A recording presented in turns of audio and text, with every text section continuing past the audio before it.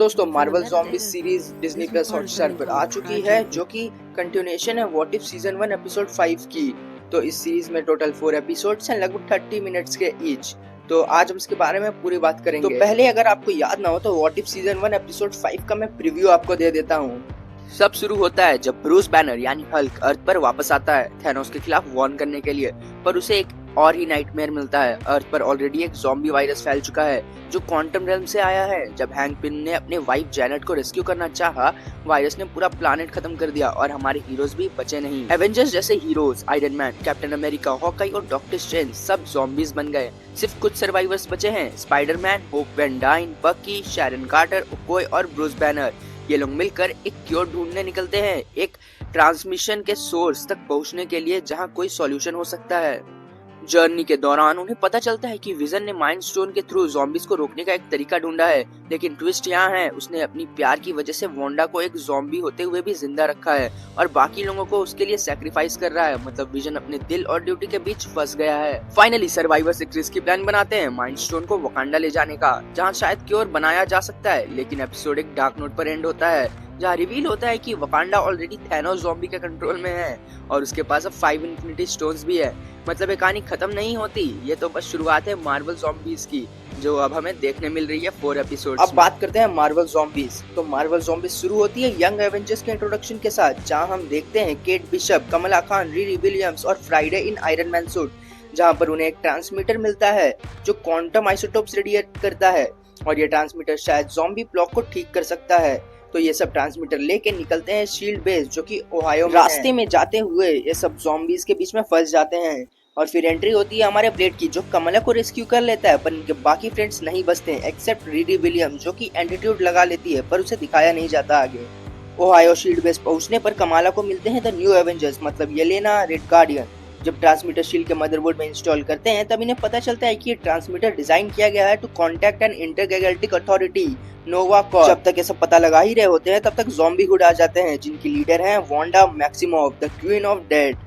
फिर एपिसोड 2 में हम मिलते हैं सैंग-ची से, जो कि अपनी बंदी केटी के साथ एस्केप कर रहा है ज़ॉम्बी प्लेग, और सैंग-ची अपना फाइटिंग दिखाता है तभी उसका बाप आ जाता है 10 रिंग्स के साथ और ज़ॉम्बीज की गांड मार देता है। सैंग-ची को बचाने के चक्कर में सैंग-ची के पापा भी मारे जाते हैं। टास्क मास्टर की एंट्री होती है और सर्वाइवर्स को टेम्पररी बचा लेता है। फिर कहानी एक बड़े टाइम जंप करती है 5 साल बाद, यानी सैंग-ची और केटी की मुलाकात होती है एपिसोड 1 के सर्वाइवर्स से और साथ ही बैरन ज़ीमो से, जो उन्हें एक सपोजली सेफ प्लेस, एक फ्लोटिंग सिटी ऑन द सी ले जाता है। लेकिन ज़ीमो की असली नीयत कुछ और होती है। वो सर्वाइवर्स को एक शिप पर लेकर जाता है पर उन्हें लॉक कर देता है ताकि वो ज़ॉम्बीज के लिए इजीली फूड सप्लाई बन सके।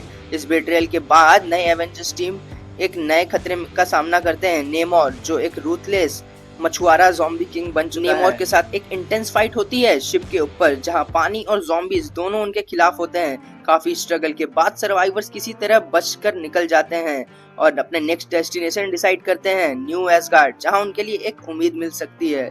इस मिशन के दौरान येलेना एक हॉरिफिक सैक्रिफाइस करती है जिससे बाकी टीम को मौका मिले राफ्ट तक पहुंचने के लिए, जहां पर वो एक शिप और नोवा कॉर्प से हेल्प बुलाने की कोशिश करते हैं। एपिसोड 2 एक इमोशनल नोट पर एंड होता है जहां एक और बड़ा हीरो गिर जाता है, लेकिन सर्वाइवर्स अपनी फाइट जारी रखते हैं। फिर एपिसोड 3 में हम 5 इयर्स बैक जाते हैं जहां हमें व्हाट इफ एपिसोड 5 का कंटिन्यूएशन मिलता है, जहां पर हमें वकांडा में थैनोस वर्सेस स्पाइडी टीम देखने मिलती है। तभी एंट्री होती है हमारे थॉर की, फुल एवेंजर्स इन्फिनिटी वॉर के स्टाइल में, पर जितनी स्पीड से थॉर आता है उसने डबल स्पीड से निपट जाता है। फिर टिचाला थैनोस को लेके वाइब्रेनियम के टनल में कूद जाता है। इस तरह टिचाला पूरे दुनिया को थैनोस से तो बचा लेता है पर ज़ॉम्बीज से नहीं। फिर स्टोरी कंटिन्यू होती है प्रेजेंट टाइम लाइन से, जहाँ कमला खान, ज़ीमो, रेड गार्डियन और सैंग-ची की टीम पहुंचती है न्यू एसगार्ड, जहाँ वेलकरी आती है और बोलती है निकल इधर से, यू आर नॉट अलाउड। और फिर भाई ब्लेड अनलिस्ट करता है मून गॉड खोंशू को। फिर वेलकरी एंट्री दे देती है न्यू एसगार्ड में सबको, जहाँ कमला थॉर को देखती है जो वकांडा बैटल के बाद पूरा ब्रोकन हो चुका है। तभी एंट्री होती है वांडा की, क्वीन ऑफ डेड की, पर वो नॉर्मल लगती है पर असल में वांडा पीकेएल निकलती है और कमला को अपनी टीम में आने के लिए बोलती है, जहाँ पर कमला और टीम बच बचाकर स्पेसशिप में तो बैठ जाते हैं, लेकिन वांडा स्पेसशिप को जाने नहीं देती।